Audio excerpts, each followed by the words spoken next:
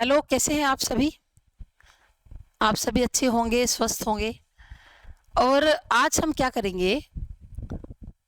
आज हमारा जो ये बीएड का आज हमारा जो बीएड का फर्स्ट ईयर है, इसका जो पेपर 1 है ना, इसका पहली यूनिट का लास्ट क्वेश्चन चल रहा है अभी।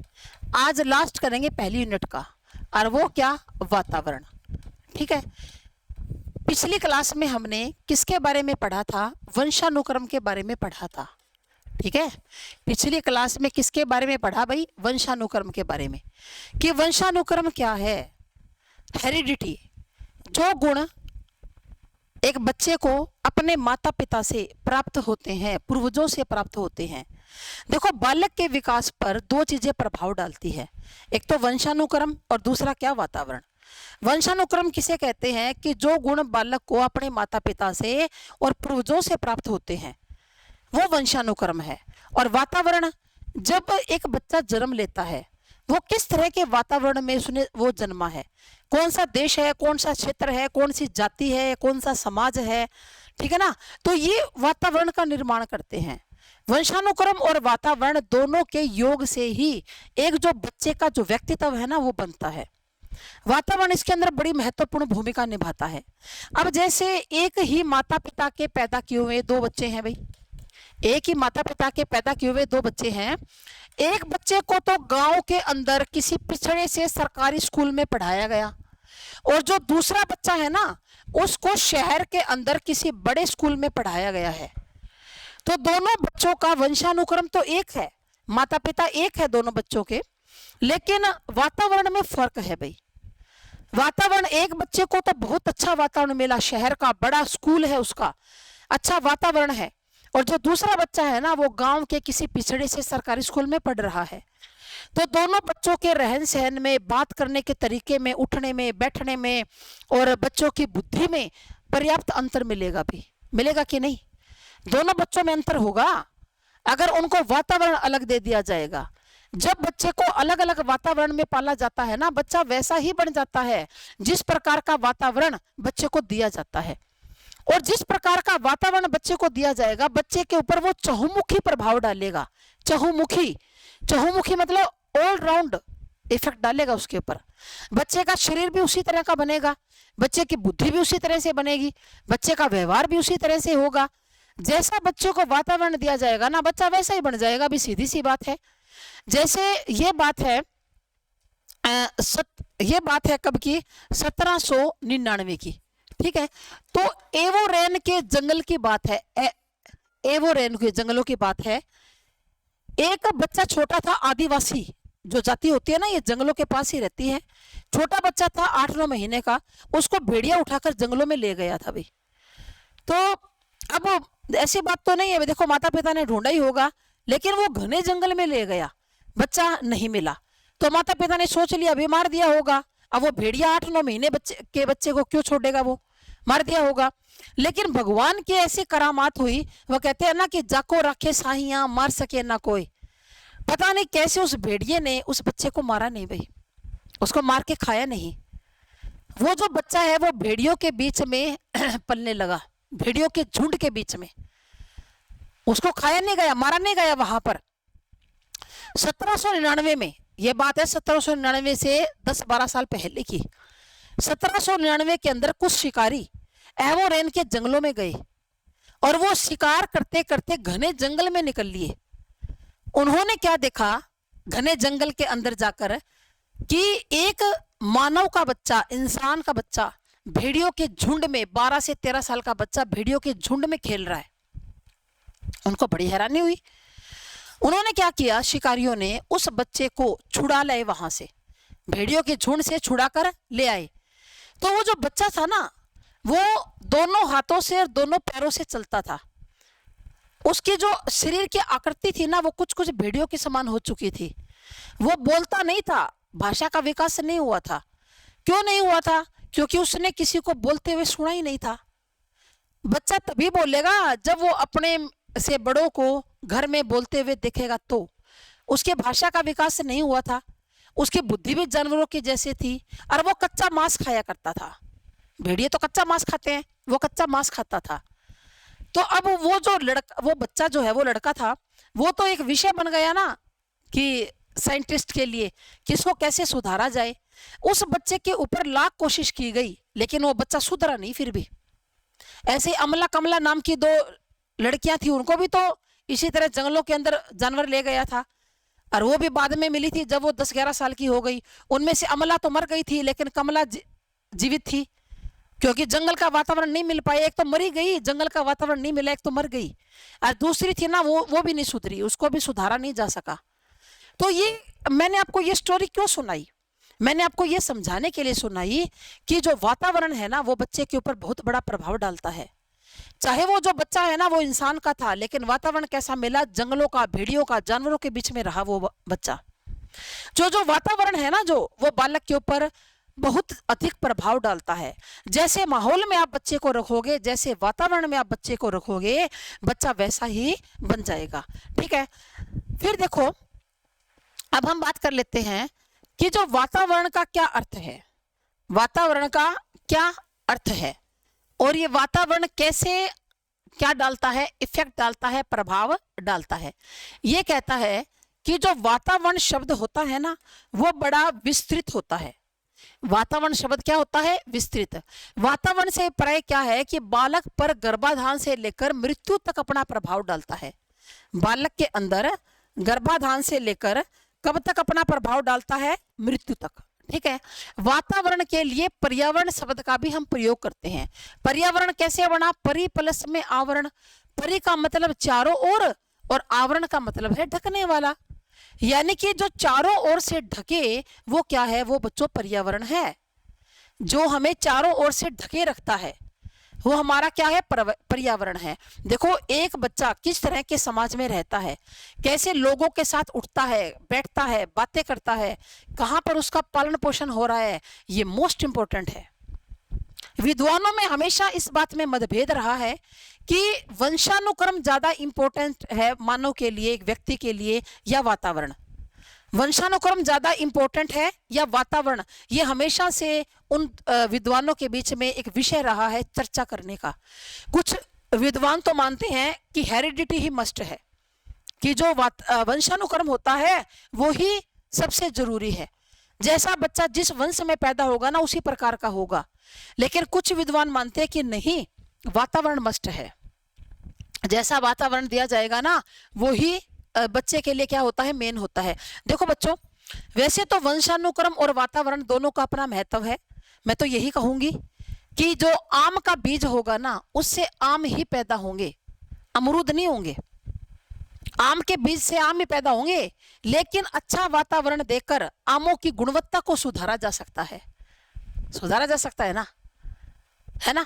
अगर कोई आदिवासी पिछड़े जाति का जो बच्चा है वो उन्हीं के अनुसार होगा, पर अगर हम उसको वातावरण अच्छा देंगे तो उस बच्चे को सुधारा जा सकता है कि नहीं? बताओ, उसको इंटेलिजेंट बनाया जा सकता है ना? तो फिर अगर यूं लगा लो, आप मेरी बात ध्यान से सुनना, कि अगर वंशानुक्रम है ना, वंशानुक्रम बीज है ना, बीज, तो वातावरण क्या है? वो मिट्टी है। जितनी अच्छी मिट्टी होगी ना, खाद देंगे, ध्यान रखेंगे, उतना ही जो पौधा है ना वो बढ़िया बनेगा, उतने ही फल ज्यादा आएंगे, है ना? तभी तो मैंने कहा आम से आम ही पैदा होंगे, लेकिन अच्छा वातावरण देकर गुणवत्ता को सुधारा जा सकता है। ठीक है, व्यक्ति के चारों ओर जो कुछ भी है वो वातावरण है भाई। जो कुछ भी है चारों ओर वो क्या है? वातावरण है। बाहर के वातावरण में वो सारी परिस्थितियां आ जाती हैं जो बालक के विकास और व्यवहार को क्या करती है? प्रभावित करती है। ठीक है ना? स्टीफन्स ने क्या लिखा है? स्टीफन्स, ये मैं आपको किस लिए बता रही हूँ, ये सारी बातें तो मैं समझा ही चुकी आपको। ये केवल आपको परिभाषा को बताने के लिए मैंने आपको बताया है कि एक बच्चा जितने अधिक समय उत्तम पर्यावरण में रहेगा वह उतना ही उत्तम प्रवृत्ति का होगा, और जितने अधिक समय हानिकारक में रहेगा ना उतना ही उसका राष्ट्रीय मान गिरता जाता है। अगर गलत वातावरण में रहेगा ना बच्चा, उतना ही वो गिरता चला जाएगा। ये स्टीफन्स ने कहा। और जितना बच्चे को अच्छा वातावरण मिलेगा ना, बच्चा क्या आगे बढ़ता जाएगा, उसके अंदर जो गुण है वो बढ़ते ही चले जाएंगे। फिर देखो उसके बाद बात करते हैं कि वातावरण व्यक्ति को प्रमुख तथ्य है। प्रमुख तथ्य इसके क्या है कि जो वातावरण है वो व्यक्ति को प्रभावित करने वाला तत्व है। दूसरी बात, वातावरण में सभी बाह्य तत्व आते हैं, मतलब बहुत सारे आते हैं, एक नहीं आता। व्यक्ति को सकारात्मक और नकारात्मक दोनों प्रकार से प्रभावित करता है। अब अगर बुरा वातावरण होगा बच्चा बुरा बन जाएगा, सीधी बात है। एना सट्सी ने क्या कहा कि वातावरण वह वस्तु है जो पैतृकों के अतिरिक्त प्रत्येक वस्तु को प्रभावित करती है। पैतृक क्या होती है भाई? पैतृक होते हैं बीजकोष। पैतृक क्या होते हैं? बीजकोष। यानी कि जिनसे एक बच्चा अपने माता पिता पूर्वजों से जो बच्चा पैदा होता है, ठीक है ना, तो वो उसको बीजकोष बोलते हैं। मैंने कल आपको अच्छी तरह समझा दिया था कि जो माता पिता है वो गर्भ में ही बच्चे को जो उनके पैतृक है वो उसको ट्रांसफर कर देते हैं, ठीक है ना। माता पिता बच्चे को गर्भ में ही जो पैतृक बोलते हैं जीन्स को, वो गर्भ में ट्रांसफर कर दिया जाता है। फिर जो बच्चा होता है ना गर्भ में, जब वो पैदा होगा फिर वो बड़ा होगा, फिर जब उस बच्चे का जो बच्चा जो बड़ा हो गया, युवा हो गया, फिर वो अपने बच्चे को गर्भ में ही वो ट्रांसफर कर देता है। समझ में आया? कल मैंने आपको समझाया था ये डिटेल में कि संतान को पैदा करने वाला बीज कभी नष्ट नहीं होता, वो पीढ़ी दर पीढ़ी चलता है। जिस तरह से पैसा एक बैंक में से निकालकर दूसरे बैंक में ट्रांसफर कर दिया जाता है, उसी तरह जो माता पिता का कर्तव्य है कि वो अपनी पीढ़ी के विशेषताओं को, स्वभाव को, गुणों को, आदतों को बच्चे में ट्रांसफर करते हैं। और जब वो बच्चा बड़ा हो जाएगा, युवा हो जाएगा ना, फिर वो अपने बच्चे में ट्रांसफर कर देगा। तो संतान को पैदा करने वाला जो बीज है ना वो कभी खत्म नहीं होता। वातावरण केवल उस बीज के ऊपर प्रभाव नहीं डालता। जो संतान को पैदा करने वाला बीज होता है ना, केवल वातावरण उसके ऊपर प्रभाव नहीं डालता, बाकी सभी पर प्रभाव डालता है, सभी चीजों पर। आई बात समझ में? बोरिंग, लेगफील्ड और वेल्ड के अनुसार जीन्स के अलावा, वही बात सेम टू सेम वही आ गई कि जीन्स के अलावा प्रत्येक कारक वातावरण है भाई। जीन्स को छोड़ दो, वही पैतृक के जीन्स, अरे वही बात है, उनको छोड़ दो तो प्रत्येक कारक क्या है? वातावरण। वुडवर्थ ने क्या कहा और मार्कविस ने, वातावरण में वे सभी तत्व होते हैं जो बालक को अपना जीवन आरंभ करने के समय से ही प्रभावित करते हैं। जब एक बच्चा जन्म लेता है, जन्म से पहले जब गर्भ में होता है, तो गर्भ का वातावरण है ना वो बच्चे के ऊपर प्रभाव डालता है। अगर माँ किसी रोग से ग्रस्त होगी तो ये संभावना ज्यादा होती है कि बच्चा भी किसी न किसी बीमारी से ग्रस्त हो सकता है। तो गर्भ का जैसा वातावरण होता है ना वो बच्चे के ऊपर क्या डालता है? बहुत अधिक प्रभाव डालता है, ठीक है। फिर देखिए रोस ने क्या कहा, वातावरण वह भारी शक्ति है जो सबको प्रभावित करती है। वातावरण वह भारी शक्ति है, बाहर की है अंदर की नहीं है, जो सबको क्या करती है? प्रभावित है। तो आप यहाँ रोस की कर लीजिए, वुडवर्थ की याद कर लीजिए, ठीक है ना। और ये भी आसान है, बोरिंग वाली, ठीक है ना। बोरिंग, लेगफील्ड, वेल्ड, तीनों का नाम लिखना जरूरी नहीं है आपको। कहीं आप सोचो मैडम तीनों का नाम याद करना पड़ेगा, अरे एक का कर लो, बोरिंग का कर लो। ऐसे कह दो बोर हो रहे ना, बोर, जिन्स के अलावा प्रत्येक कारक वातावरण है। बोर, कुछ इसका हिंट जोड़ लिया करो। बोरिंग, वुडवर्थ और रोस, एक एक नाम याद कर लो, डबल डबल नाम का अपना कोई जरूरी नहीं है। एक एक नाम याद हो जाएगा ना तो वो भी क्या है? वो बहुत है, ठीक है। फिर बच्चे के ऊपर जो वातावरण होता है ना, जो बच्चे के ऊपर प्रभाव डालता है, वातावरण जो बालक के ऊपर क्या डालता है? प्रभाव डालता है। वातावरण वो दो प्रकार का होता है बच्चों, वातावरण दो प्रकार का होता है, ठीक है। एक तो होता है आंतरिक वातावरण, एक तो कौन सा होता है? आंतरिक वातावरण, और दूसरा होता है भाई बाह्य वातावरण। दो प्रकार का वातावरण होता है, एक तो आंतरिक होता है और दूसरा कौन सा होता है? बाह्य होता है। आंतरिक वातावरण किसको बोलते हैं? कि जो एक बच्चे को गर्भ के समय ही मिलता है। गर्भ में जब बच्चा होता है, गर्भ में जब बच्चा होता है यानी कि जन्म से 9 महीने पहले ही, तो गर्भ का जो आंतरिक वातावरण है ना वो बच्चे के ऊपर क्या डालता है? प्रभाव डालता है, ठीक है ना। जब बालक गर्भ के अंदर होता है तो जो गर्भ का आंतरिक वातावरण है वो बालक के ऊपर क्या डालता है, प्रभाव डालता है। ठीक है, तो वो सभी परिस्थितियां जो भ्रूण को गर्भ के अंदर, वो सभी परिस्थितियां जो एक भ्रूण को चारों ओर से घेरे रखती है, चारों ओर से घेरे रखती है, ठीक है ना, चारों ओर से घेरे रखती है, उसको हम लोग क्या बोलते हैं, उसको हम लोग आंतरिक वातावरण बोलते हैं। इसको अंतःकोशीय वातावरण भी कहा जाता है।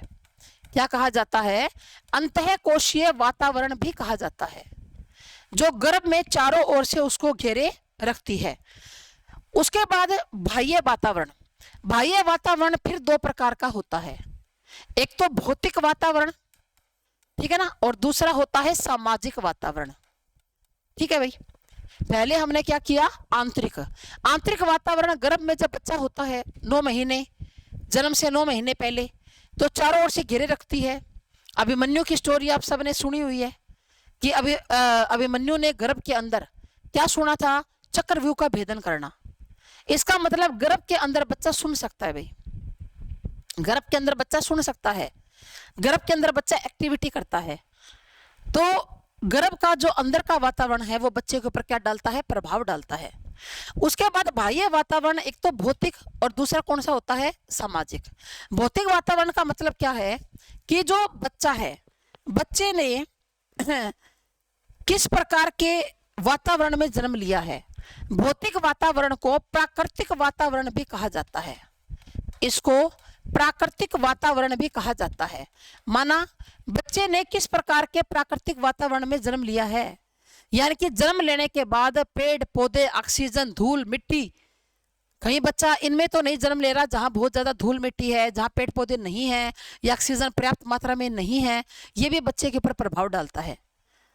और आपको एक बात और बताऊं मैं कि जब एक बच्चा जन्म लेता है ना, तो बच्चा बाहर के जो वातावरण है ना, प्राकृतिक वातावरण, उसके साथ बच्चा एडजस्ट नहीं कर पाता। यहां से देखिए, प्राकृतिक वातावरण के साथ बच्चा एडजस्ट नहीं कर पाता, क्योंकि गर्भ के अंदर के वातावरण में और बाहर के वातावरण में फर्क होता है। बच्चे को गर्मी, सर्दी, धूल मिट्टी में रहने की आदत नहीं है, वो गर्भ में पड़ा है। तो जब बच्चा पैदा होगा ना, तो 7 दिन तक लगातार बच्चे का वजन कम होता है, चाहे कोई बच्चा हो। 7 दिन तक लगातार बच्चे का जो वेट है ना वो कम होगा, डिक्रीज होगा। क्यों? क्योंकि बच्चा बाहर के वातावरण के साथ एडजस्ट नहीं कर पा रहा। 7 दिन के बाद बच्चा जो है वो बाहर के वातावरण के साथ एडजस्ट करना शुरू कर देता है, तो उसका वजन दोबारा बढ़ने लग जाता है। 7 दिन तक चाहे कोई बच्चा हो, उसका वजन कम होगा ही होगा। मान लो कोई बच्चा है वो 3 किलो का पैदा हुआ है, 7 दिन तक वो उसका वजन कम होगा। कितना कम होगा ये कोई पैमाना नहीं है, 2.5 किलो भी हो सकता है, 2.25 किलो भी हो सकता है। 7 दिन तक लगातार वजन कम होता है बच्चे का, क्योंकि बच्चा बाहर की गर्मी सर्दी में रहने की बच्चे को आदत ही नहीं है, उसको गर्भ में रहने की आदत है। और गर्भ के वातावरण में और बाहर के वातावरण में अंतर होता है, इसी कारण बच्चा क्या करता है, बच्चा कमजोर होता है। आप लोगों ने देखा होगा कि कई बार कोई बच्चे हैं उसके अंदर कोई दिक्कत आ जाती है बच्चे के पैदा होने के बाद, तो उसको डॉक्टर नर्सरी में रखते हैं, नर्सरी में। अब नर्सरी में क्यों रखते हैं, बोले उसको तो सिंपल रूम में भी तो रखा जा सकता है, क्योंकि नर्सरी के अंदर वो वातावरण बनाया जाता है जो गर्भ के अंदर होता है। जितना गर्भ के अंदर टेम्परेचर होता है ना, सेम टेम्परेचर होता है नर्सरी के अंदर। नर्सरी के अंदर जाते हैं ना, घुटन होती है, जो जिसमें छोटे बच्चे होते हैं ना, कभी मौका मिले देखना, घुटन होती है अंदर, अंदर 2 मिनट से ज्यादा खड़ा नहीं रह जाता, क्योंकि गर्भ के अंदर का वातावरण ऐसा ही होता है, बच्चे को ऐसे वातावरण में रहने की आदत है। इसलिए उसको आर्टिफिशियल गर्भ वाला वातावरण नर्सरी में बनाया जाता है अस्पतालों के अंदर, कि बच्चा 5 दिन 7 दिन 2 दिन जितने दिन रखेंगे उतने बच्चा थोड़ा सा ठीक हो जाएगा। आई भी बात समझ में। सामाजिक वातावरण, बच्चे ने किस प्रकार के समाज में जन्म लिया है, किस प्रकार के समाज में बच्चे ने जन्म लिया है, पिछड़ा हुआ है, एडवांस है, बढ़िया है, घटिया है, कौन सी जाति में जन्म लिया है, ये सामाजिक वातावरण होता है भाई। क्लियर? तो वातावरण 2 प्रकार का, आंतरिक और बाह्य फिर 2 प्रकार का होता है भाई। ठीक है भाई। अब देखो, अब ये कहता है कि बालक पर वातावरण का क्या प्रभाव पड़ता है, बालक के ऊपर वातावरण का क्या प्रभाव पड़ता है। ठीक है, तो देखो, एक तो होता है शारीरिक अंतर पर प्रभाव। कि भाई कोई भौगोलिक, सामाजिक, सांस्कृतिक सभी तरह का प्रभाव पड़ता है। शारीरिक अंतर पर प्रभाव, अलग अलग वातावरण के कारण, ये क्या कहता है कि अलग अलग वातावरण के कारण क्लाइमेट अलग अलग होता है, तो चीन, जापान, अमेरिका व भारत के लोगों के शारीरिक आकार, रंग व रूप में भिन्नता पाई जाती है। अब जैसे कोई बच्चा कनाडा में पैदा हो गया भाई, ठीक है ना, एक मिनट, जैसे कोई बच्चा कहाँ पैदा हो गया, कनाडा में। कनाडा में सारा साल क्या पड़ती है, बर्फ, है ना। और भारत क्या है, गर्म देशों के अंदर आता है। तो अलग अलग देश का क्लाइमेट अलग अलग होता है ना। तो उनके शरीर में, आकार में, रंग में, रूप में क्या पाई जाती है, भिन्नता पाई जाती है।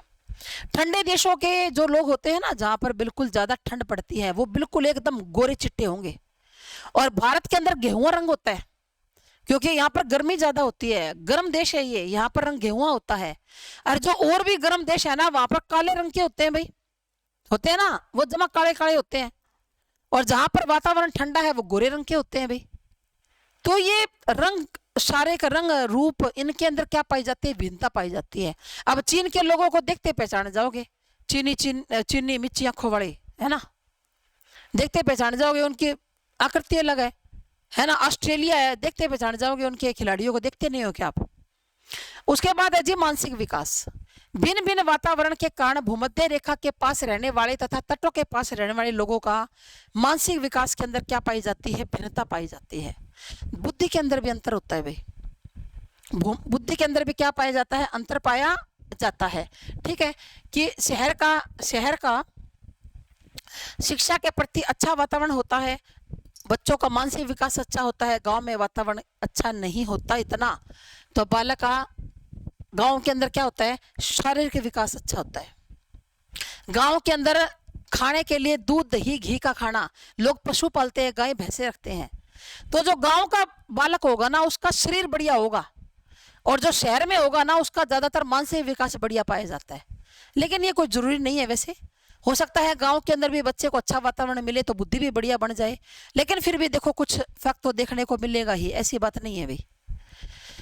उसके बाद प्रजाति की श्रेष्ठता का प्रभाव, अगला क्या है, प्रजाति। प्रजाति का मतलब कोई विशेष प्रकार की जाति।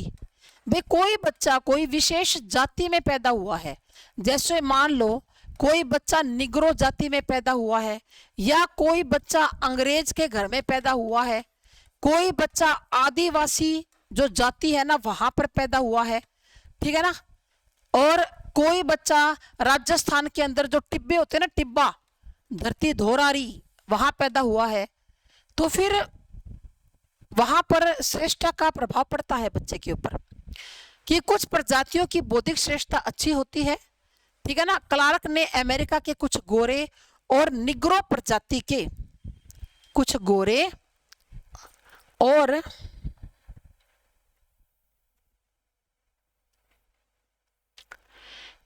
निग्रो प्रजाति के लोगों की बुद्धि परीक्षा ली, जिससे क्या पता चला कि निग्रो प्रजाति का बुद्धि स्तर गोरे प्रजाति की बुद्धि स्तर से क्या है, भिन्न है भी। इससे क्या है, भिन्न है, निम्न है, क्योंकि अमेरिका की श्वेत प्रजाति के जैसा समाज, शैक्षिक, सांस्कृतिक और सामाजिक वातावरण नहीं मिला भाई। जो निग्रो अमेरिका के अंदर है, जो लोग रहते हैं, अंग्रेजों की बात यहाँ पर हो रही है, उनको समाज का वातावरण अच्छा मिलता है, समाज उनका बहुत अच्छा होता है, शिक्षा के उनके पास बहुत ज़्यादा अपॉर्चुनिटीज़ है, बढ़िया बढ़िया जगह पर वो शिक्षा लेते हैं, बड़े बड़े स्कूल हैं, एडवांस उनकी जो है वो शिक्षा प्रणाली है, उनका जो सांस्कृतिक विकास है वो भी वहाँ के हिसाब से होता है, और सामाजिक वातावरण भी अच्छा है। लेकिन निग्रो जाति के लोगों को इस तरह का कोई भी वातावरण उपलब्ध नहीं होता भाई, ठीक है। तो इसीलिए निग्रो जाति का जो बुद्धि स्तर है वो कम पाया जाता है, निम्न स्तर का पाया जाता है, और गोरे प्रजाति की जो बुद्धि का स्तर है ना वो उच्च पाया जाता है, ठीक है। उसके बाद है अभी बुद्धि पर प्रभाव। वातावरण का भी बुद्धि पर प्रभाव पड़ता है, जैसा वातावरण होगा ना बच्चे की बुद्धि वैसी ही बन जाती है। अब देखो, मोगली व टार्जन को शैक्षिक और सामाजिक वातावरण नहीं मिल पाया, ये देखते हो ना, छोटे बच्चों का आता है मोगली, आता था पहले, आता था ना मोगली, टार्जन। तो उनको अच्छा शिक्षा का वातावरण नहीं मिला, अच्छा सामाजिक वातावरण नहीं मिला, इसके कारण उनकी जो बुद्धि है ना वो सामान्य व्यक्ति से क्या हो गई भाई, निम्न हो गई। ठीक है, फिर देखो बालक पर बहुमुखी प्रभाव। बालक पर क्या पड़ता है, बहुमुखी प्रभाव पड़ता है। वातावरण बालक के शारीरिक, मानसिक, सामाजिक और संवेगात्मक आदि सभी अंगों पर प्रभाव डालता है। इसकी पुष्टि एवोरेन के जंगली बालक के उदाहरण से की जा सकती है, जो मैंने आपको पहले ही समझा दिया। एवोरेन के अंदर जो जंगली बालक थे उनकी बुद्धि से इसकी पहचान की जा सकती है। ठीक है, उसके बाद देखिए R.S. वुडवर्थ का क्या कथन है। R.S. वुडवर्थ क्या कहते हैं, वंशानुक्रम और वातावरण का संबंध जोड़ के समान नहीं है बल्कि गुणा के समान है। अतः व्यक्ति इन दोनों का गुणनफल है। जैसे इन्होंने क्या कहा कि वंशानुक्रम गुणा में वातावरण, वंशानुक्रम गुणा में वातावरण इज इक्वल टू व्यक्ति। ये लो जी, जो व्यक्ति है वो वंशानुक्रम और वातावरण का गुणनफल है, ना कि योग। ये किसने कहा, ये कहा R.S. वुडवर्थ ने भाई। क्लियर है। तो फिर अब बात आती है कि वातावरण का व्यक्ति पर प्रभाव क्या पड़ता है। तो अभी हम कर चुके हैं शारीरिक, मानसिक, बुद्धि पर प्रभाव, ये सारा प्रभाव पड़ता है। वातावरण भी व्यक्ति के लिए जरूरी है, ठीक है ना, और व्यक्ति के लिए वंशानुक्रम भी जरूरी है। अच्छा वंश का होना चाहिए, फिर वातावरण भी अच्छा मिलना चाहिए। अब देखो एक बच्चा है वो पढ़ना चाहता है लेकिन घर में उसको पढ़ने का वातावरण नहीं मिल रहा। घर में या तो सदस्य ज्यादा हैं, घर में रहने की जगह की कमी है, उसको अलग से कमरा नहीं मिल रहा पढ़ने के लिए, तो चाहे कितना भी इंटेलिजेंट बच्चा हो धीरे धीरे पिछड़ना शुरू कर देगा। अगर माता पिता बच्चे को ऐसा वातावरण देंगे कि अलग से कमरा है, उसकी अच्छी स्टडी टेबल है और उसको अच्छी एकेडमी में, अच्छे स्कूल में पढ़ाया जा रहा है, बच्चे के ऊपर उचित ध्यान दिया जा रहा है, खाने पीने के ऊपर अच्छा ध्यान है, तो बच्चा क्यों नहीं पढ़ेगा, वो पढ़ेगा, आगे बढ़ेगा। लेकिन अगर बच्चे को किसी प्रकार के टेंशन है, पारिवारिक जो सदस्य हैं वो कलहपूर्ण वातावरण रखते हैं अपने घर के अंदर, तो बच्चा नहीं पढ़ पाएगा। जैसा बच्चे को वातावरण दोगा ना बच्चा वैसा ही बन जाएगा। ठीक है भाई, क्लियर है। तो आपको मैंने वातावरण का भी करवा दिया और वंशानुक्रम का भी मैंने आपको समझा दिया। अब एग्जाम में क्वेश्चन कैसे करोगे, एग्जाम में देखो आप कैसे करोगे कि मान लो आपको ये आ गया कि वंशानुक्रम से आप क्या समझते हैं, तो वो आपका 4 नंबर का आएगा, तो आप उसको वंशानुक्रम को 4 नंबर के हिसाब से लिख दो। ठीक है, अगर 16 नंबर में आता है तो 16 नंबर के हिसाब से लिख दो। इसी तरह सेम टू सेम वातावरण का है। फिर प्रश्न ऐसे भी आ जाता है कि वंशानुक्रम और वातावरण से आप क्या समझते हो। प्रश्न ऐसा भी आ जाता है कि वंशानुक्रम और वातावरण से आप क्या समझते हो, इनका बालक पर क्या प्रभाव पड़ता है, ठीक है ना, और ये किस हद तक बालक को प्रभावित करते हैं। तो आप इन दोनों को मिलाकर लिखना पड़ेगा आपको। सॉरी, पहले आपको वंशानुक्रम के बारे में बताना पड़ेगा और बाद में आपको वातावरण के बारे में बताना होगा। आपको 16 नंबर का क्वेश्चन इसी प्रकार से डिवाइड करना होगा। पेपर करना क्या है, एक आर्ट है। अगर आपको वो आर्ट आती है तो आप बम्पर नंबर ले सकते हैं भाई। अगर वो आपको आर्ट नहीं आती है तो आप नहीं ले पाओगे, सीधी सी बात है भाई। चाहे आप कितना ही पढ़ लो, अगर आपको पेपर अटेम्प्ट करना नहीं आता ना तो आप नंबर नहीं ले पाओगे। आपको ये देखना है कि हमारा क्वेश्चन कितने नंबर का पूछा जा रहा है और क्या पूछा जा रहा है। अगर वंशानुक्रम वातावरण दोनों पूछ ले तो दोनों में से कुछ कुछ चीजें कट करते जाओ और 16 नंबर का क्वेश्चन बनाकर तैयार कर दो। ऐसा प्रश्न बना दो कि आपको 16 नंबर आसानी से वहां पर मिल जाए भाई, ठीक है ना। तो फिर आपको उसी हिसाब से जो है अपना पेपर अटेम्प्ट करना पड़ेगा। अगर आप एक रटा रटाया उत्तर दोगे तो वो कभी काम में नहीं आता भाई। फिर इसी के साथ ही हमारी जो पहली यूनिट है ना वो आज खत्म हो गई भाई। पहली यूनिट में जो मैंने आपको करवा दिया, हमारे 5-6 लेक्चर हुए हैं, इससे बाहर कुछ नहीं आएगा। और कल हम क्या करेंगे, दूसरी यूनिट को शुरू करेंगे। दूसरी यूनिट जो है वो हम कल क्या करेंगे, शुरू करेंगे। तो आई होप आप सबको अच्छी तरह से समझ में आ गया होगा, ठीक है ना। और आपको क्वेश्चन अटेम्प्ट करना भी धीरे धीरे आ रहा होगा कि हमें कैसे करना है। आप अगर कुछ परिभाषा वगैरह लिखोगे, हाईलाइट करके लिखोगे कि बच्चे पर प्रभाव। अब सीधा मत लिखा करो, ऊपर ऐसे लिखा करो कि वंशानुक्रम पर बालक, वंशानुक्रम का बालक पर प्रभाव, और क्या कर दो, उसको अंडरलाइन कर दो और फिर उसके नीचे लिखा करो भाई। ठीक है, तो चलिए जी, सभी का थैंक यू, आप सभी का धन्यवाद। ठीक है।